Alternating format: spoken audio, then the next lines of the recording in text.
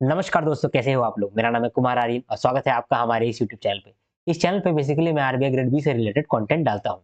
इस particular video में हम लोग मैनेजमेंट का चार्ट नंबर 3 को डिस्कस करने वाले हैं। मैनेजमेंट का पूरा सिलेबस को मैं आपको पढ़ाने वाला हूँ। तो ये जो सीरीज चल रहा है वो चार्ट के फॉर्मेट में आएगा। 70 या फिर 65 चार्ट आएँगे, तो ये चार्ट नंबर 3 है। इस चार्ट में मैं आपको कुछ-कुछ समझाऊँगा, फिर आपको याद भी कराऊँगा, ठीक है? इससे पहले 2 चार्ट ऑलरेडी आ चुके हैं। चार्ट नंबर 1 का वीडियो और चार्ट नंबर 2 का वीडियो ऑलरेडी अपलोडेड है। वो आपको मिल जाएगा प्लेलिस्ट में जाकर के, या फिर आपको डिस्क्रिप्शन में जाकर के लिंक भी मिल जाएगा, वहाँ से आप एक्सेस कर सकते हो। तो बिना किसी देरी के आज हम लोग स्टार्ट करते हैं चार्ट नंबर 3। चार्ट नंबर 1 में हम लोगों ने मोटिवेशन पढ़ा है। पहले हम लोगों ने देखा कि मोटिवेशन क्या होता है, मोटिवेशन कितने तरह के होते हैं और मोटिवेशन प्रोसेस क्या होता है, और सबसे मेन कि कंटेंट थ्योरीज क्या है और प्रोसेस थ्योरीज क्या है।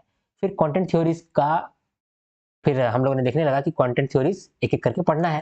तो पहला कंटेंट थ्योरीज हम लोगों ने पढ़ा मैस्लो हायरार्की ऑफ नीड्स और एक्सटेंडेड मैस्लो, वो भी हम लोगों ने पढ़ा।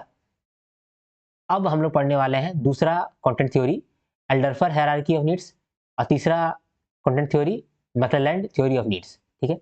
या फिर 3 नीड्स थ्योरी। तो इस चार्ट को आज हम लोगों को कंप्लीट करना है। ईज़ी सा है, जल्दी कंप्लीट हो जाएगा, ठीक है? तो कंटेंट थ्योरीज का क्या मतलब था, एक बार मैं आपको बता देना चाहता हूँ कि कंटेंट थ्योरीज क्या होता है। कंटेंट थ्योरीज का मतलब कि वो कौन सा कंटेंट है, वो कौन सा नीड्स है जिसको पूरा करके एक आदमी को मोटिवेट कर सकते हैं। वो कौन सा नीड है, वो कौन सा कंटेंट है जिसको पूरा करके हम किसी आदमी को मोटिवेट कर सकते हैं। किसी आदमी को मोटिवेट कर सकेंगे तो वो मेरे लिए काम कर पाएगा।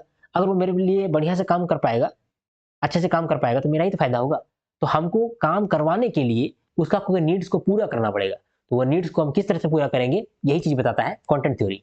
तो कंटेंट थ्योरी में सबसे पहला हम लोगों ने देखा मैस्लो हायरार्की थ्योरी, जिसमें मैस्लो ने कहा था कि 5 तरह का नीड है, उसको आप पूरा करते जाइए, वो आदमी मोटिवेट होता जाएगा, आपका काम करता जाएगा। उसी तरह से एल्डरफर ने मैस्लो के बाद अपना थ्योरी दिया, जिसमें एल्डरफर ने कहा कि 3 नीड्स है जिसको पूरा करने से एक आदमी मोटिवेटेड हो जाएगा, फिर वो काम करेगा।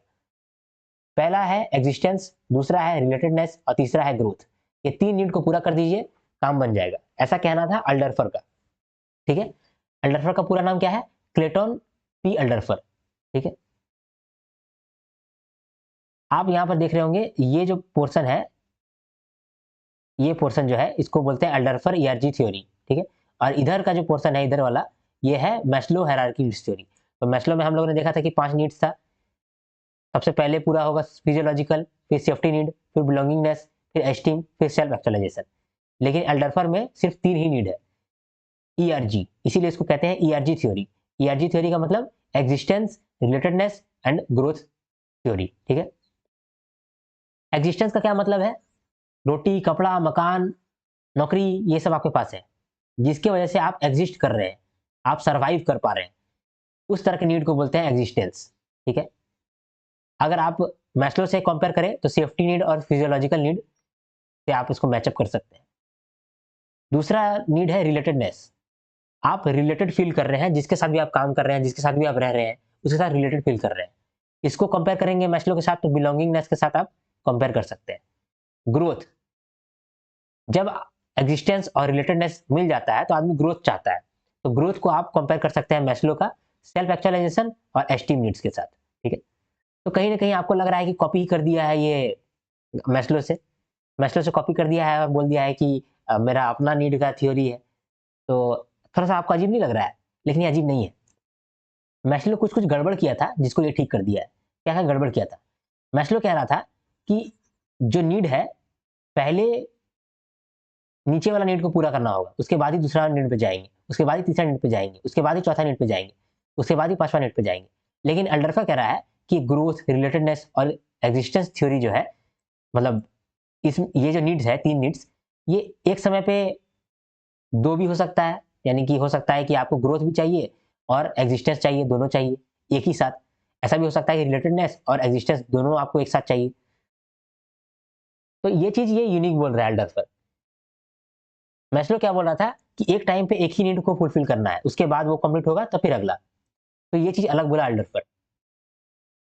तो एल्डरफर क्या कह रहा है? एक बोल रहा है कि more than one need may be operative at a time. एक टाइम पे 2 नीड आपका अराइज हो सकता है। अनलाइक मैस्लो में बोला था कि एक टाइम पे एक ही नीड होगा, उसके बाद ही दूसरा नीड आएगा। एक नीड पूरा होगा, उसके बाद दूसरा नीड आएगा। लेकिन अंडरफर कह रहा है कि नहीं, ऐसा नहीं है, एक टाइम पे 2 नीड भी हो सकता है। दूसरा बात एल्डरफर कि जब हमारा डिज़ायर कंप्लीट नहीं होता है, जब हायर लेवल नीड जो है वो फुलफिल नहीं होता है, तो हम लोगों को लोअर लेवल नीड को पूरा करने के लिए डिज़ायर जाग जाता है। इसको हम लोग फ्रस्ट्रेशन रिग्रेशन कहते हैं। मतलब अगर मान लीजिए कि आपका ग्रोथ नहीं हो रहा हो, तो आपको डिज़ायर जाग जाता है कि कम से कम तो रिलेटेडनेस तो मिले। मतलब कि मान लीजिए आप कहीं पर काम कर रहे हैं, ठीक है? वहाँ पर आप चाहते हैं कि आपको ग्रोथ हो, आप प्रमोशन होते जाए, प्रमोट होते जाए और बड़ा पोज़ीशन पे पहुँच जाएँ। लेकिन अगर आप नहीं पहुँच पा रहे हैं, ये वाला नीड आपका पूरा नहीं हो रहा है, तो आप तुरंत सोचिएगा कि ठीक है यार, ग्रोथ नहीं हो रहा है, तो कम से कम रिलेटेडनेस तो हो। कम से कम हम जिसके साथ काम कर रहे हैं उसके साथ दोस्ती तो रहे, उसके साथ हम खुश तो रहें, तो आप रिलेटेडनेस खोजने लगिएगा। तो यही यहाँ पर कह रहा है कि जब आपका हायर लेवल ऑफ नीड्स पूरा नहीं होता है, तो आप फटाक से नीचे वाले नीड्स को फुलफिल करना चाहते हो, ठीक है? इसको हम लोग फ्रस्ट्रेशन रिग्रेशन कहते हैं। मतलब आप फ्रस्ट्रेट हो गए हैं कि आपका नीड्स पूरा नहीं हो रहा है, तो कम से कम छोड़ो, यही वाला पूरा हो जाए। तो आप फ्रस्ट्रेट होकर के रिग्रेशन कर लिए, इसी को हम लोग बोल दिए फ्रस्ट्रेशन रिग्रेशन। इससे पहले हम लोगों ने इस तरह का एक और वर्ड देखा था, सेटिस्फैक्शन प्रोग्रेशन, है ना? वो देखा था हम लोगों ने मैस्लो के लिए, ठीक है? तो ये 2 चीज़ आप याद रखिएगा, ठीक है? सेटिस्फैक्शन प्रोग्रेशन जो है वो मैस्लो में आता है और अल्डरफर में आता है फ्रस्ट्रेशन रिग्रेशन। इसका क्या मतलब है कि जब हायर लेवल ऑफ नीड्स पूरा ना हो, तो डिज़ायर बढ़ जाता है लोअर लेवल ऑफ नीड्स को पूरा करने के लिए, ठीक है? तो एल्डरफर कैसे अलग है? एल्डरफर अलग है 2 तरीकों से। एल्डरफर में कहता है कि एक साथ 2 भी नीड्स पूरा करने के लिए हम लोगों को मन कर सकता है, और दूसरा कि जब हायर लेवल ऑफ नीड्स ना हो, तो लोअर लेवल ऑफ नीड्स का चाहत बढ़ जाता है, जिसको हम लोग फ्रस्ट्रेशन रिग्रेशन कहते हैं। ये हो गया एल्डरफर हायरार्की ऑफ नीड्स। ऐसा पूछ सकता है कि ईआरजी का क्या मतलब है? तो आपको बताना पड़ेगा, एक्जिस्टेंस, रिलेटेडनेस और ग्रोथ, ठीक है? ये तो दूसरा थ्योरी हो गया। तीसरा थ्योरी देखते हैं। तीसरा थ्योरी दिया है मैक्लेलैंड। मैक्लेलैंड कहता है कि एक इंसान को मतलब एक इंसान का 3 नीड है। मैस्लो बोला था 5 नीड है ना? मैस्लो बोला कि 5 नीड है। फिर 3 नीड आया ईआरजी वाला, ये कौन दिया? ये एल्डरफर दिया। अब मैक्लेलैंड दे रहा है आपको 3 need, need for achievement, need of affiliation, need for power. मतलब एक इंसान को मोटिवेट होने के लिए 3 चीज़ चाहिए। एक इंसान को नहीं, ये है कि कुछ इंसान को मोटिवेट होने के लिए अचीवमेंट का नीड होता है। वो चाहता है कि हम अचीवमेंट होगा तभी हम खुश रहेंगे, तभी हम मोटिवेटेड होंगे। कोई-कोई इंसान चाहता है कि एफिलिएशन मिले तब वो मोटिवेटेड होगा। कोई-कोई इंसान चाहता है कि उसको पावर मिले तब वो मोटिवेटेड होगा। मतलब जैसे कि एक मेरा फ्रेंड है, ठीक है? वो बहुत ही मतलब तेज़ है, पढ़ाई करने में तेज़ है। तो वो तभी मोटिवेटेड होगा जब उसको अचीवमेंट मिलेगा। जैसे वो फर्स्ट कर गया, ठीक है? क्लास में फर्स्ट कर गया या कोई टॉप रैंक लेकर के आया है, तभी वो मोटिवेटेड होता है। अदरवाइज़ उसको आप मोटिवेट नहीं कर पाओगे। तो किसी लोगों को अचीवमेंट का भूख होता है और किसी किसी लोगों को एफिलिएशन का भूख रहता है। जैसे कि मैं, मुझे क्या चाहिए, मुझे ना टॉप रैंक या फिर फर्स्ट से हमको उतना किक नहीं मिलता है, जितना किक हमको दोस्तों से मिलेगा। मतलब मेरा फ्रेंड सर्कल अच्छा होना चाहिए, जहाँ पर भी हम काम कर रहे हैं, ठीक है? फ्रेंड सर्कल अच्छा होना चाहिए। आप लोग हमको एप्रिशिएट कर रहे हैं, वो हमको ज़्यादा प्यारा है। हमको कहीं टॉप करना वो ज़्यादा प्यारा नहीं है। हम इसी से मोटिवेट हो जाएँगे कि आप हमको किस तरह से एप्रिशिएट कर रहे हैं, मेरा फ्रेंड सर्कल हमको कितना प्यार करता है। तो कोई-कोई लोगों का एफ़िलिएशन का नीड होता है और कोई-कोई लोगों का पावर का नीड होता है। वो सिर्फ़ पावर खोजते हैं। जितना पावर मेरे पास आएगा, उतना हम मोटिवेटेड फ़ील करेंगे। तो इंसान को 3 चीज़ चाहिए होता है। मतलब अलग-अलग इंसान को अलग-अलग 3 चीज़ चाहिए होता है।